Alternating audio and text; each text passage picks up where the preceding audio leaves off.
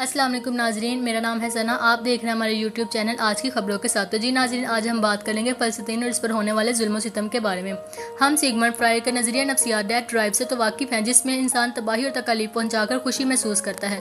غزہ میں یہی کچھ ہو رہا ہے۔ یہ اکثر کہا جاتا ہے کہ تاریخ کی بدترین جنگیں جن میں سب سے زیادہ خون ریزی ہوئی مذہب کے نام پر لڑی گئیں، لیکن حقیقت اس سے مختلف ہے۔ تاریخ کے تمام جارحانہ تنازعات کا جنم سیکولر جدیدیت پسند اور منطق کے مطابق ہوا۔ یہ سچ ہے کہ صلیبی جنگیں، ہسپانوی جنگیں اور قرون وسطیٰ میں صدیوں تک لڑی گئی دیگر مذہبی جنگوں میں ہمیشہ سیکولر مفادات چھپے تھے، جیسے معیشت اور اقتدار کی سیاست وغیرہ۔ لیکن اگر ان جنگوں میں ہلاکتوں کی تعداد کو دیکھیں تو حالیہ دوار میں ہونے والی جنگوں نے صدیوں چلنے والی ان مذہبی جنگوں کو بھی پیچھے چھوڑ دیا ہے۔ پہلی جنگ عظیم میں 4 کروڑ ہلاکتیں ہوئیں، دوسری جنگ عظیم میں 5 کروڑ افراد لقمہ اجل بنے۔ جوزف اسٹالن سوویت یونین کے جنرل سیکرٹری کی حیثیت سے لاکھوں لوگوں کے قتل کے مرتکب ٹھہرے۔ تمام جنگوں میں ہلاکتوں کی تعداد مختلف بتائی جاتی ہے، لیکن جب ہم لوگ کچھ لاکھ کم یا زیادہ کرتے ہیں تو بحث کرتے ہیں، تو اگر ہم ایسے دائرے میں داخل ہو جاتے ہیں کہ جہاں انسانیت کو اعداد کے ترازو میں تولا جاتا ہے۔ اگر آج کے دور میں ہونے والی جنگوں پرانے دور کا موازنہ کریں تو حالیہ تاریخ کے نام نہاد مذہبی تنازعات سے مختلف مقاصد جڑے ہوتے ہیں۔ حتیٰ کہ تقسیم ہند کے موقع پر ہونے والی ہندو مسلم فسادات میں صرف 10 لاکھ افراد ہلاک ہوئے، جو کہ 20ویں صدی میں لڑی جانے والی سیکولر جنگ عظیم اول اور دوم کے مقابلے میں بہت کم تعداد ہیں۔ لیکن تقسیم ہند میں یہ 10 لاکھ ہلاکتیں بھی اذیت ناک تھی کہ جہاں بھائی اپنے بھائی اور پڑوسی اپنے پڑوسی کے خلاف ہو چکا تھا۔ ان فسادات سے ہونے والے جانی نقصان کا درد اب بھی جس طرح محسوس کیا جا سکتا ہے، جس کا مقابلہ عالمی جنگوں میں ہونے والی ہلاکتوں کے ساتھ نہیں کیا جا سکتا۔ اب تک کی گئی گفتگو سے 2 نکات اخذ کرتے ہیں۔ پہلا یہ کہ یہ تاثر بالکل درست نہیں ہے کہ تاریخ میں ہونے والی جارحانہ جنگیں اور قتل عام مذہب کی وجہ سے ہوئے، کیونکہ حقائق اس کے منافی اور اس قدر الٹ ہیں کہ دیکھنے والوں کو حیرت ہوگی کہ ان جنگوں سے کس نے اور کس طرح فائدہ اٹھایا ہے۔ اس کے علاوہ جہاں روشن خیال نظریات یا کمیونزم جیسے پوٹپیائی منصوبے سے چلنے والے سیکولر سیاست نے انسانی جانوں کو اعداد سے زیادہ کچھ نہیں سمجھا اور افراد پر اپنے مفادات کو فوقیت دی، وہی مذہب ہی ہے جس نے انسان کی روح کو اہمیت دی، جو کہ ہر جسم کو دوسرے سے منفرد بناتی ہے۔ مذہب نے موت کے بعد کی زندگی میں روح کو اہمیت دی کہ جہاں وہ اجتماعی مفادات سے آزاد ہوتی ہے، جیسے مثال کے طور پر شہادت کا تصور، جس کا سیکولر نظریات میں کوئی متبادل موجود نہیں۔ دوسرا نقطہ یہ ہے کہ پرتشدد تنازعات میں ہونے والی اذیتوں کو اعداد میں نہیں ماپا جا سکتا۔ اگر ایسا ہوتا تو اپنے قریبی کو کھونے کا دکھ دیگر جنگوں میں ہلاک ہونے والے لوگوں کی وجہ سے کم ہو جاتا، لیکن ایسا نہیں ہے۔ چاہے دور دراز علاقوں میں لڑی جانے والی جنگوں سے آپ کتنی ہی یکجہتی کا مظاہرہ کیوں نہ کریں، آپ اس طرح کا دکھ کبھی بھی محسوس نہیں کر پائیں گے جو کہ کسی اپنے قریبی شخص کو کھونے کے بعد محسوس ہوتا ہے۔ میں اب اپنے خیالات کو قضیہ فلسطین کے تناظر میں پیش کرتی ہوں، جو کہ اس وقت سب سے زیادہ مصائب کا شکار ہے۔ فلسطین جہاں سیکولر اور مذہبی نظریات کا تصادم پیچیدہ متضاد انداز میں ہوتا ہے، اس میں کوئی دورائے نہیں کہ اسرائیل فلسطین کا تنازع نو آبادیاتی تنازع ہے، یعنی یہ ایک سیکولر تنازع ہے کہ جس میں فلسطین غاصب قوت اسرائیل کے خلاف مزاحمت کر رہا ہے۔ نو آبادیاتی قوت کا مقابلہ کرنے کا سب سے بڑا جواز ان کے پاس یہ ہے کہ اسرائیل بنیادی انسانی وقار اور انصاف کا انکاری ہے۔ تاہم یہ بات بھی درست ہے کہ فلسطین پر قبضے کے ساتھ بنیادی ڈھانچے میں دیگر مفادات کے ساتھ ساتھ اہم مذہبی مقاصد بھی شامل ہیں۔ 19ویں صدی سے بائیں بازو کے نظریات رکھنے والے عالمی رہنماؤں نے ممکنہ عالمی انقلاب کے حوالے سے فلسطین کے انقلاب کو قریب سے دیکھا ہے۔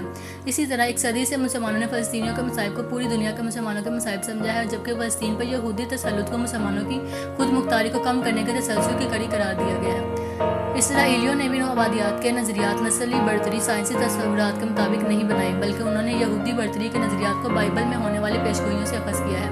ماضی اور جدید ادوار میں سیکولر یہودی دانشوروں نے کوششیں کی کہ مذہب سے صہیونیت کو الگ کیا جائے، لیکن یہودیوں اور فلسطین کے درمیان بنیادی تعلق کے شواہد توریت، مشنا اور تلمود سے ملتے ہیں، جو کہ یہودیت کے مقدس کتابیں ہیں۔ اسی طرح وہ اسرائیل جو اس بات پر یقین کرتے ہیں کہ ان کی نو آبادیاتی رویہ فطری طور پر یہود مخالف نظریات رکھتی ہے، ان سے پوچھا جانا چاہیے کہ اگر اسرائیل یہودی نہیں بلکہ ہندو یا مسیحی آبادکار ہوتے تو کیا فلسطین تب ان کے خلاف اپنی آزادی کے لیے مزاحمت نہیں کرتا؟ کچھ اس طرح کا سوال فلسطینیوں کی سلامتی کے لیے دعا گو دنیا بھر کے مسلمانوں سے بھی پوچھا جائے کہ اگر فلسطین میں بسنے والے مسلمان نہیں بلکہ بدھ مت یا سکھ مذہب سے تعلق رکھتے ہیں تو کیا انہیں نہیں ان کے حال پر چھوڑ دیتی؟ یہ سوالات مشکل ہیں، لیکن موجودہ دور بھی تو دشوار ہے۔ غزہ میں نسل کشی کے دوران اسرائیلی فوج یہودی کے مذہبی نشان کے ساتھ نظر آئیں، چاہے وہ بمباری سے تباہ کیے گئے محلوں میں منورے یہودی کے مذہبی رسومات میں شمع جلانے کے لیے استعمال ہوتا ہے رکھنا ہو، یا پھر یہودیوں کے تعطیلات میں نسل کشی کے حوالے سے خفیہ متن کو شامل کرنا ہو۔ یہ درست ہے کہ یہ خیالات یہودی مذہب کی نمائندگی نہیں کرتے، بالکل ویسے ہی ہے جیسے دہشت گرد تنظیمیں یہ ظاہر نہیں کرتی کہ اسلام ان پر پرتشدد نظریات کی اجازت دیتا ہے، لیکن محض تجسس کے لیے اسرائیل کی جنگ میں مذہبی پہلو کو ایک جانب نہیں رکھا جا سکتا۔ غزہ اور مغربی کنارے میں اسرائیل پہ وحشیانہ کارروائیوں کی ویڈیوز دیکھیں تو داعش کی یاد آ جاتی ہے۔ خاص طور پر بزرگ فلسطینی کو گولی مارنے کی اسرائیلی فوجی کی ویڈیو ذہن کے پردوں پر آ جاتی ہے۔ وہ فلسطینی یہود مذہب قبول کر چکا تھا، لیکن فوجی نے اسے گولی مار دی کیونکہ اس کے نزدیک وہ مکمل یہودی نہیں تھا۔ ویڈیو میں دیکھا گیا ہے کہ فوجی بزرگ شخص سے مذہب کے حوالے سے پوچھ گچھ کر رہا ہے اور پھر کچھ پیچھے جا کر وہ اس شخص کو کچھ اس طرح گولی مارتا ہے کہ گویا دیکھ رہا ہو کہ کتنی دوری سے وہ کتنی مہارت سے گولی مار سکتا ہے۔ اس ظلم نے ایک دہائی قبل رکھا اور سنجار سے سامنے آنے والی ویڈیوز کی یاد تازہ کر دی۔ تو اب سوال کچھ یہ بنتا ہے کہ کیا غزہ میں جاری نسل کشی مذہبی بنیادوں پر ہو رہی ہے یا پھر سیکولر؟ اگر یہ دونوں ہی غالباً ایسا ہی ہے تو وہ کون سا موقع ہوگا جب دونوں بنیادیں ایک دوسرے میں ضم ہو جائیں گی؟ صہیونیت ایک پیچیدہ معاملہ ہے جس میں نظریات وقت کے ساتھ ساتھ بدلتے رہتے ہیں۔ گزشتہ 2 دہائی سے ہم دیکھ رہے ہیں کہ صہیونیت عالمی جذبات کے مطابق خود کو ڈال لیتی ہے اور وہ کسی ایک پر قائم نہیں رہتی۔ عرب کے بنجر زمین پر پورٹیپیائی ریاست قائم کرنے کا یورپی یہودیوں کا بیانیہ اب جارحانہ صورت اختیار کر چکا ہے، جس پر عرب اور یہودیوں میں جنگیں بھی ہوئیں جن میں یہودی فاتح بن کر ابھرے اور ان کے مطابق یہ زمین انہوں نے جیتی۔ حالیہ چند سالوں میں ہم نے ترک نوآبادیات اور مقامیت کے حوالے سے نئی زبان کو استعمال ہوتے دیکھا ہے جس میں یہودی شور کرتے نظر آتے ہیں کہ یہ زمین ان کے آباء و اجداد کی ہے، لیکن کوئی ان کے اس دعوے پر توجہ نہیں دیتا۔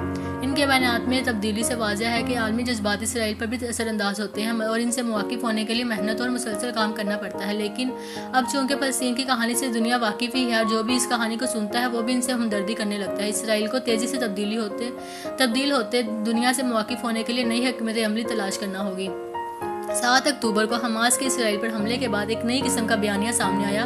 اس بیانیے نے اسرائیلی تاریخ کے پہلوؤں کو تسلیم کیا جن میں 1947 اور سن 1948 میں فلسطینی دیہات میں قتل عام، برطانیہ، سوویت یونین اور امریکہ جیسی کامیاب سامراجی طاقتوں کے ساتھ اتحاد، مغربی اور دارالحکومت میں امن معاہدے طے کرنا وغیرہ شامل ہیں۔ شاید انٹرنیٹ کے دور میں وہ حقائق